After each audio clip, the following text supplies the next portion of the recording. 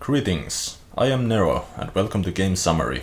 This time we will talk about Binary Domain, a third-person shooter by Sega, released in 2012 for PlayStation 3 and the Xbox 360, and also ported to PC by Devil's Details. Set in the year 2080, global warming has caused water levels to rise in the world and the human population has dwindled. Robots have been built for labor and robotics have reached a high technological level to the point where some of it has been delegalized. World divides are extreme, as poor people are left to rot in the flooded ruins of the old world, while the rich live in the rich cities above them. Den and Bo are soldiers under an international organization sent to Japan with a covert mission to arrest a robotic scientist, who is believed to be responsible for breaking international laws. The narrative may start off as a cheesy action movie, and that's an aesthetic gap for the whole game, but the future sci-fi setting and themes add nice depth to it.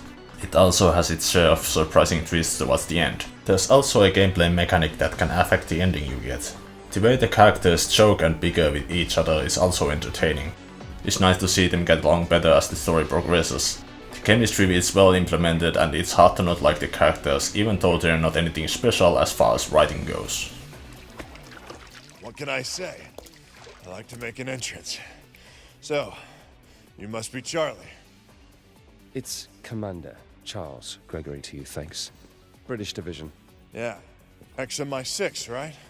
I kinda guessed that. Is it supposed to be me? Binary Domain's basic mechanics are like in most third-person cover shooters. You hold a button to aim and press to fire. The camera is dynamic between all actions you perform. You can go behind cover, press a button to peek in and out and shoot at enemies to kill them, or destroy since all your enemies are robots. You can carry 4 different weapons, your main weapon, a sidearm picked from an enemy, or both from a sub-terminal, some sort of a throwable, and also a pistol with infinite ammo if you happen to run out of ammo. There's a variety of sidearms you can find ranging from basic rifles to shotguns and sniper rifles and even a minigun. Control is good. Sometimes one button can do too many things at once, like sprinting and taking cover.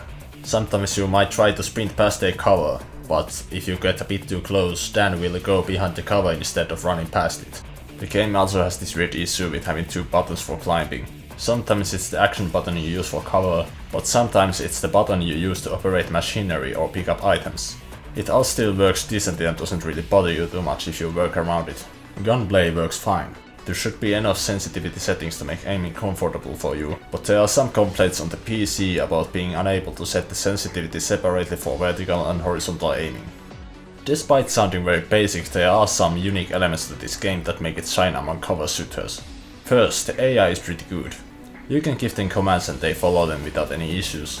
I didn't really find myself ordering them around much anyway, since they did a fine job all by themselves. They can sometimes run into a line of fire when going from cover to cover, so you have to be careful with that though. For majority of the game you have to fight in a group and you most of the time also get to choose your party members. Other than how they fight, it's also very interesting to see how they interact with each other, to the point where I want to replay the game a few times just to see all the dialogue between the NPCs. There's also a loyalty system where the characters trust you more the better you perform in battle with them. Not shooting them in the back is one factor, but so are the way you reply to them to what they've got to say to you. Trusting the tactics they recommend to you also has a positive impact, and even your performance in battle. If you screw up in battle and don't take enemies out fast enough, they will roast you for it, and their trust in you will go down. But it also works the other way around. I can't really tell if they perform better or not as their trust in the player character increases. Getting a better ending depends on maxing out the trust with certain characters. There are reported 3 endings, some people say 4, but that might not be true at all.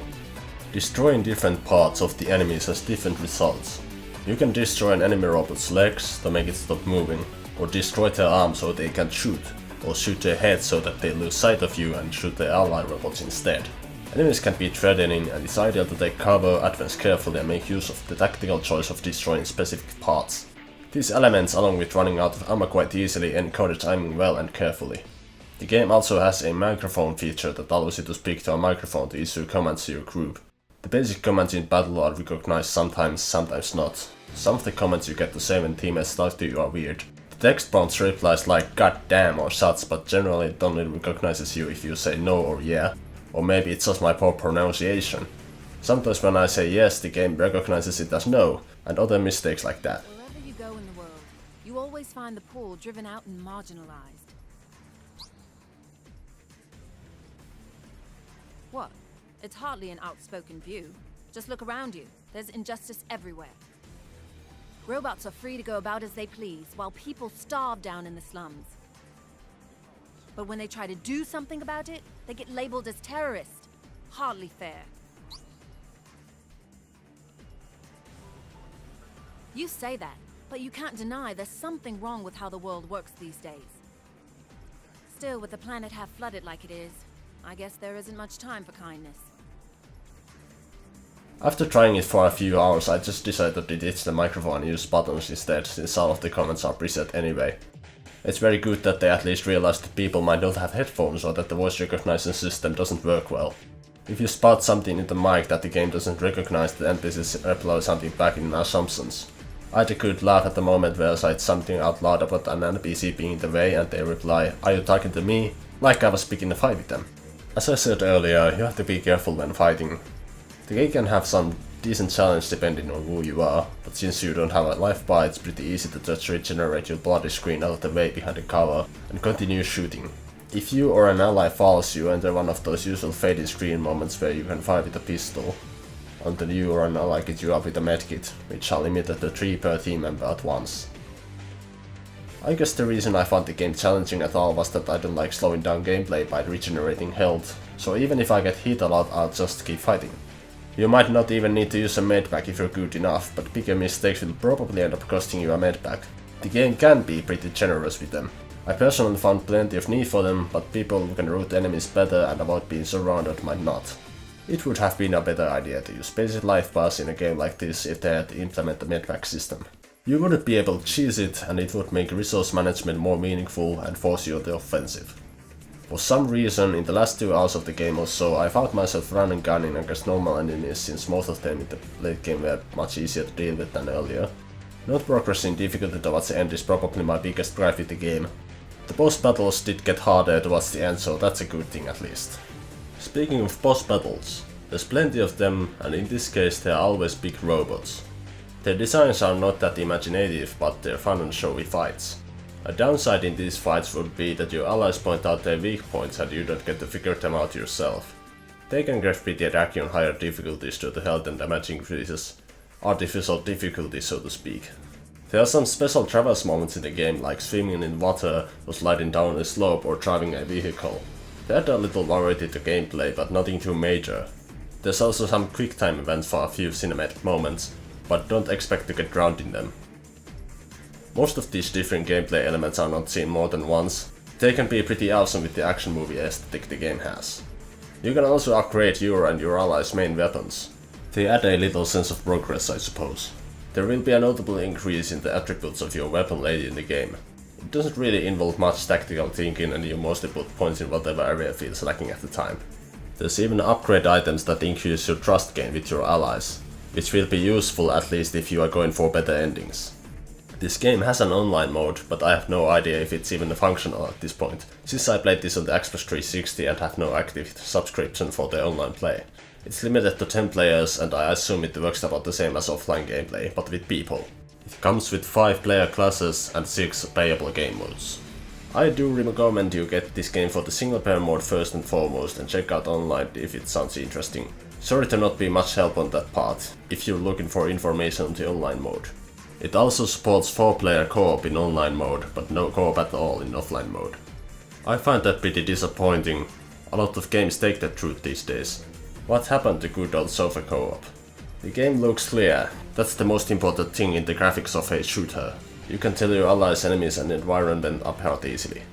Cartel models look pretty good, but there's something a bit plastic about their textures. Some of the animation is pretty stiff or weightless though. The environments are pretty sterile in the parts of the game where everything should be all ruined and scrapped, but later on in the game the sterile appearance for the areas makes sense. It ran fine on the X360, but there are a few frame drops during large explosions.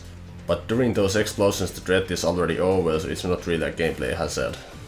The voice acting is great.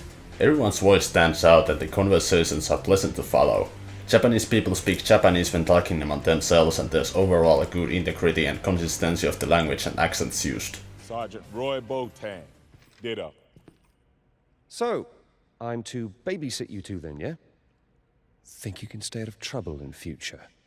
What can I say? They started it. Base to Beetle 1. Loud and clear, base. Sorry to burden you with my clowns.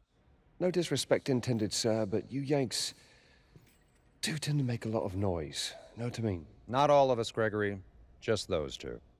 So, where's everybody else? Well, the French are already inside the city. They said there'd be a Chinese squad, too.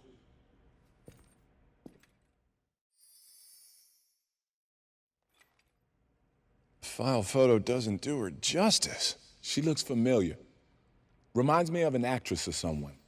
Come on, Bo, you know the only movies you watch are porn. Oh, yeah, right, with the... yeah. Hey, watch this. The music fits the game, but it's nothing exceptional. Sometimes there's no music at all. There are a few tunes that got me in a great fighting mood, but they're not all that memorable. The boss themes are more melodic than most music in the game, but for the most part it's pretty cinematic sounding. Binary Domain is a decent cover shooter with an interesting story and solid gameplay. Some of its technical aspects can have hiccups at times, but they do not ruin the game for a decently patient player. You might want to give it a shot if you like cover shooters, or if you want an action movie style shooter. You might also want to try it if you are normally deterred by the apparent lack of quality in cover shooters. With all that said, I hope you enjoyed this video and found it useful. Thanks for watching, and see you again.